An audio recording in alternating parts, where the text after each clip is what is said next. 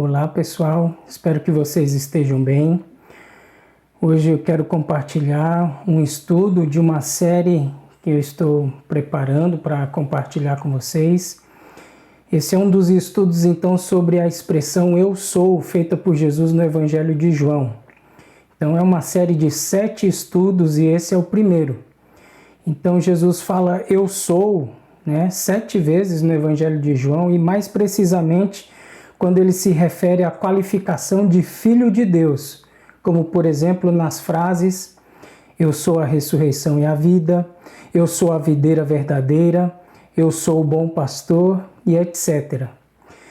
É verdade que essa expressão, por algumas vezes em João, ocorre para indicar de maneira visível a natureza divina de Deus, como em João 8,58, que ele diz, antes de Abraão nascer, eu sou, formando assim uma comparação lá com Êxodo 3,14, quando ele diz, eu sou o que sou, onde Deus se dá a conhecer a Moisés. Não é deste eu sou que nós estaremos falando, mas do eu sou seguido de uma expressão qualificativa. Então, nesse estudo, nós começaremos com a qualificação eu sou o pão da vida. Então, Jesus se iguala ao principal alimento do povo de seu tempo. E se a gente deixa de lado, então, a cultura daquele tempo judaico-romana, nós sabemos também da utilidade do pão para os nossos dias. Quem não conhece o famoso pãozinho francês, mesmo que o nosso seja brasileiro? É verdade que hoje em dia ele se tornou escasso, raro nas mesas de muitas pessoas por causa do alto preço, com o trigo, o principal ingrediente cotado em dólar, moeda estrangeira. Porém, nós temos consciência do significado desse alimento imprescindível para a nossa cultura, ou seja, todo mundo come pão. A palavra pão vem de um termo em hebraico e em grego, que significa um composto de farinha, água e fermento assado no forno. É a receita já. Alimento, comida, pão. E devido à sua grande utilidade, o pão era servido nas festas, grandes festas e até mesmo nos banquetes reais. Foi também um dos elementos utilizados na instituição da Santa Ceia, na Ceia do Senhor. Está descrito lá em 1 Coríntios capítulo 11, o versículo 23 e 24. E o seu formato, a forma do pão, era muito diferente do que nós conhecemos hoje. Era assim arredondado, apresentando a forma de um prato. Se a gente imagina um prato que usamos, então, e era para ser servido e não se usava facas, por exemplo, como é o nosso costume, porque a gente tem uma faca especial para cortar pão, a faca grande de serra, e aquele tipo de pão deveria ser partido, rasgado com as mãos, Como Jesus parte o pão e dá aos discípulos. O partir do pão era pegar aquele pão redondo em forma de prato e rasgá-lo, para dividir. E ao usar essa expressão, eu sou o pão da vida, Jesus queria que seus discípulos vissem nele a única fonte de alimento para a alma. Assim como o pão era o principal alimento material dos judeus, Jesus é o único alimento espiritual para o ser humano. Sem Jesus, a alma perece de fome espiritual. Então hoje iremos analisar o simbolismo do pão aplicado ao Filho de Deus. Como pão da vida, Jesus desceu do céu. João 6, versículo 32, 33 e o 51. Não podemos nos esquecer de um acontecimento marcante para os israelitas, que foi o envio do maná. Praticamente o único alimento utilizado por eles durante os 40 anos de caminhada no deserto. Quando eles saíram da escravidão no Egito em direção à terra de Canaã, a terra prometida, e pelos relatos bíblicos, podemos ver que esse alimento vinha do alto, dos céus, misturado ao orvalho que descia sobre a terra.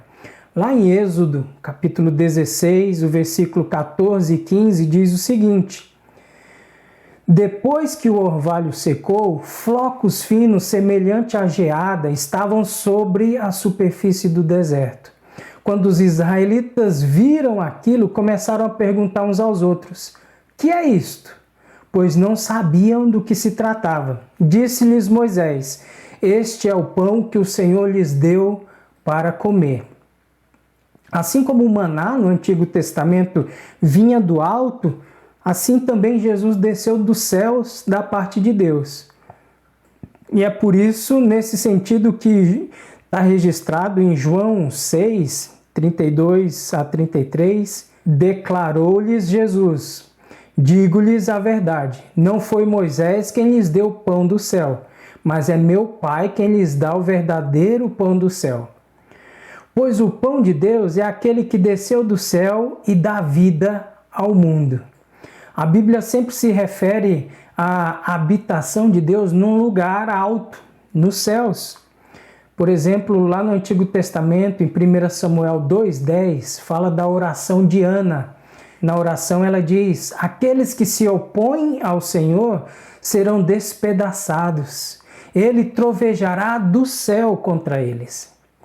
Salomão também ora, lá em 1 Reis 8,39, e diz: "Ouve dos céus o lugar da tua habitação, perdoa e age, dá a cada um de acordo com o que merece."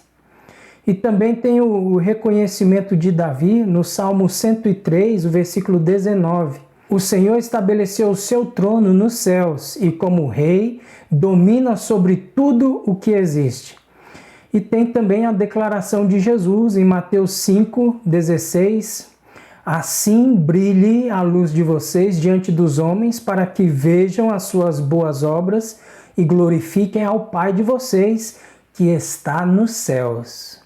E ainda na oração do Pai Nosso, Mateus 6, o versículo 9, Jesus diz, "Vocês orem assim: Pai nosso que estás nos céus, santificado seja o teu nome." E aí a sequência que nós conhecemos.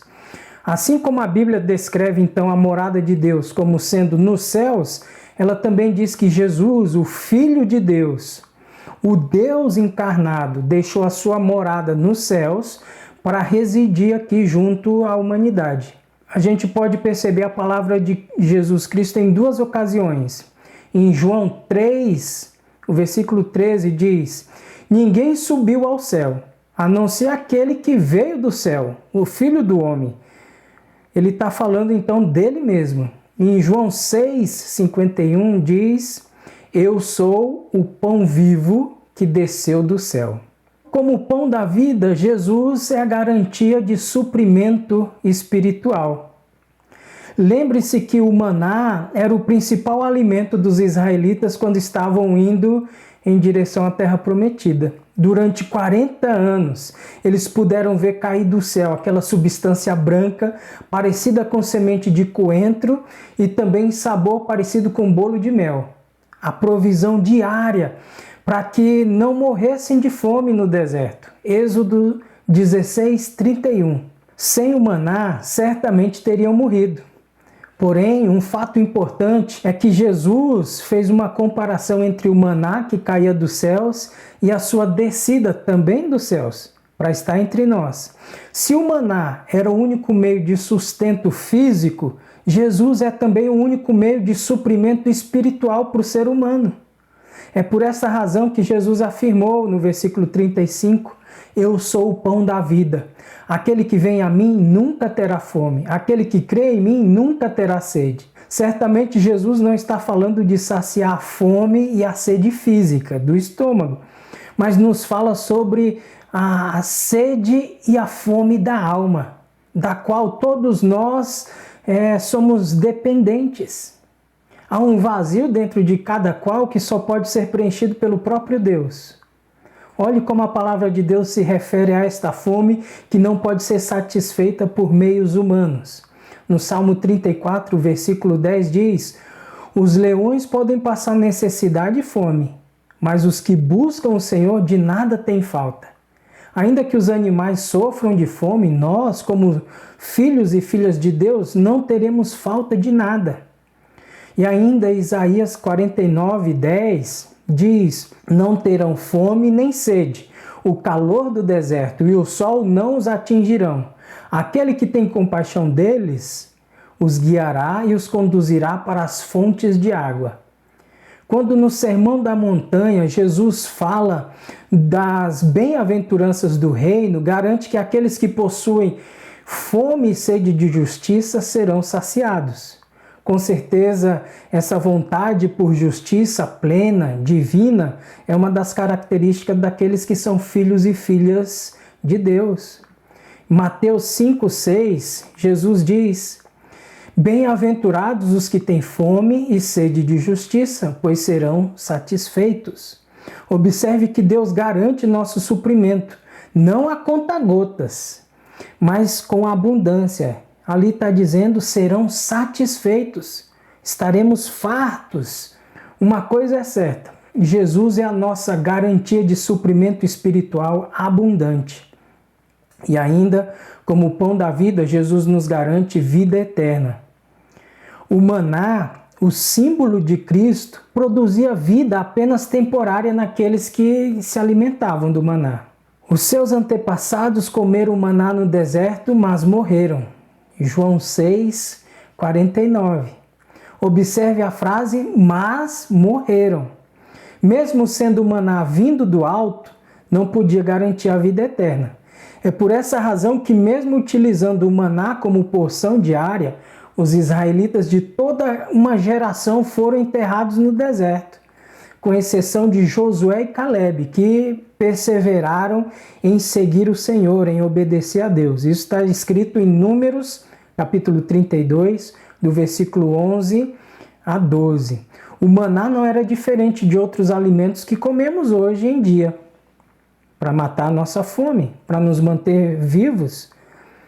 Porém, Cristo, o maná verdadeiro, dá vida ao mundo, vida eterna.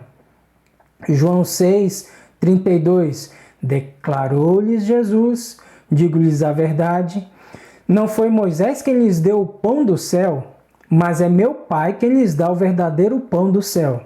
Pois o pão de Deus é aquele que desceu do céu e dá vida ao mundo. E o versículo 54 diz: todo aquele que come a minha carne e bebe o meu sangue tem a vida eterna, e eu o ressuscitarei no último dia. E essa é a grande diferença entre o maná no deserto e Jesus Cristo, o verdadeiro pão dos céus. Somente nos alimentando de Jesus é que podemos ter garantia da vida eterna. Quando Jesus disse aos seus discípulos que comessem a sua carne e bebessem o seu sangue, não estava falando para fazer isso ao pé da letra, mas sim simbolicamente. Então, somente em Cristo, o pão da vida, nós podemos alcançar vida eterna. E para concluir, eu quero dizer que, sendo Cristo o pão da vida, cabe a nós recebê-lo em nosso interior através de uma fé obediente, que é uma característica daqueles que querem a vida com Deus. Essa vida, embora nos seja oferecida gratuitamente, tem um preço, o preço da renúncia. Aquele que não estiver disposto a renunciar tudo quanto tem não pode ser seguidor de Jesus e desfrutar da vida eterna. Como está registrado em Lucas 14:33, qualquer de vocês que não renunciar a tudo que possui, não pode ser meu discípulo.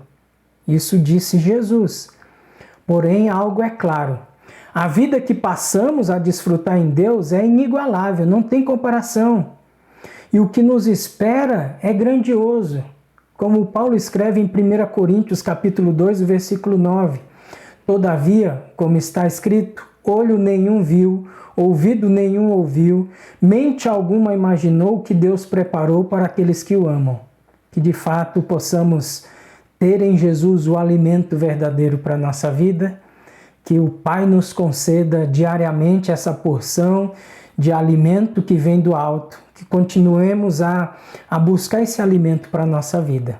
Que Deus te abençoe, que você possa meditar nessas palavras, que possamos juntos ir amadurecendo. Que Deus te abençoe.